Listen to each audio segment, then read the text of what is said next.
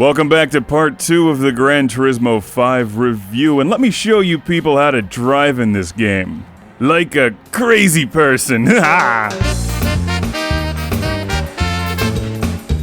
Where's the challenge in driving a car properly? A real professional can win races by driving backwards. As you see here, I'm driving like a complete idiot, yet because of my skill, I'm still going to win this race.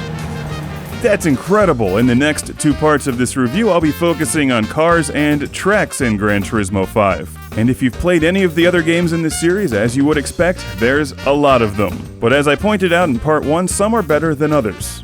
As there seem to be 2 categories of cars in the game, premium cars and the standard ones, or whatever they're called in the used car section. The Ferrari that we're watching here is a premium car, and with it comes, well, better detailing on the car, as well as a cockpit view, and some very nicely done interior camera angles during the replays, showing everything from the back seats and the stereos to the stitching on the dashboard. Is that what took them all the time to release this game? The stitching? Each of those stitches was painstakingly done by hand. I guess that's why every car in the game isn't a premium car. What with the hand stitching and all. Note the display monitor inside the GTR. What they should have done is allow you to play Gran Turismo 4 on that thing while driving in Gran Turismo 5.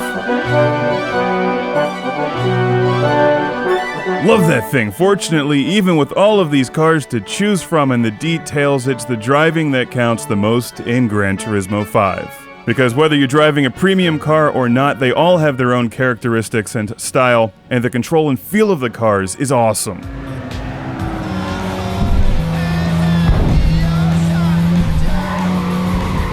There's a variety of control setups that you can play Gran Turismo 5 with. I'm using the standard old-school Gran Turismo 4 layout with pressure-sensitive buttons, accelerating with the X button, which gives less control, but that's how I've been playing it since the beginning. You can also use the triggers or a personal configuration, or go all the way and just buy an awesome wheel, or one of those setups like you're inside a real car. When it comes to controls, the game's got you covered. Except it is not compatible with the Atari 2600 paddle controllers, which makes no sense considering I'm paddle shifting. And while you can play with your own music from the PS3 hard drive, the default music that comes with driving and replays is pretty good and definitely increases the feeling of speed.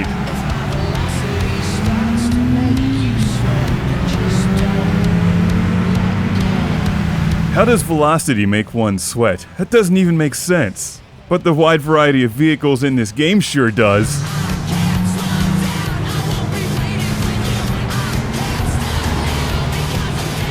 There's something like 200 or so of the premium vehicles, and I have no idea how many used ones. It seems limitless without the cockpit views.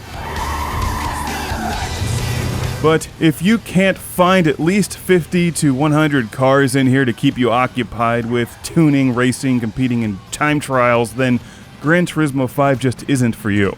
Because, as I said in part 1, this game is about loving cars. Sometimes it goes overboard, other times it's just right. The photo mode alone is highly detailed and can pack hours of fun, as I'm taking a picture here for my icon.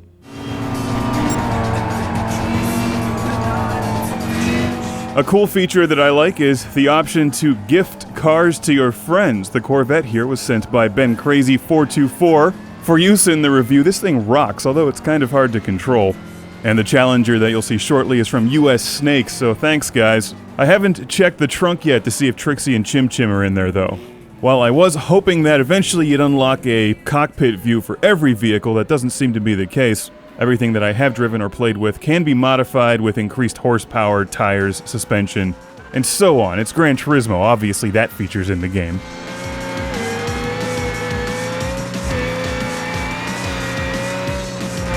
And yeah, it makes a hell of a performance difference. You could spend half your life tuning these cars. Now, one other complaint, I wish they would have spent as much time with the variety of competitions in the game as they did with the vehicles. Because if you're into the game and have played all of the other ones, you probably will find GT5 a bit short on events. There's just not that many of them, which leaves me wondering if they're leaving a lot of room for downloadable content, which would seem to make sense.